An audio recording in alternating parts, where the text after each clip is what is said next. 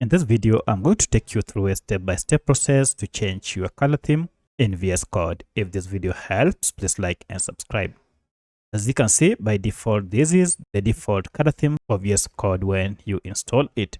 However, you can change it to any color that you so wish. To do this, go to settings down below here to manage your VS Code, and under it, you can see we have themes. Hover over it and choose color theme.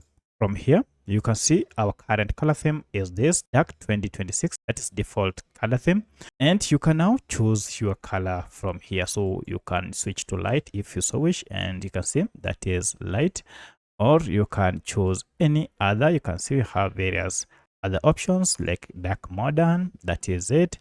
And you can also go ahead and browse your additional colors here by clicking on browse additional colors, and this will search for more colors. As you can see, you can now switch to them. So that's how you can change your VS Code theme color. If you have any other question, kindly let me know in the comment section. Otherwise, thanks for watching, and let's meet in the next video.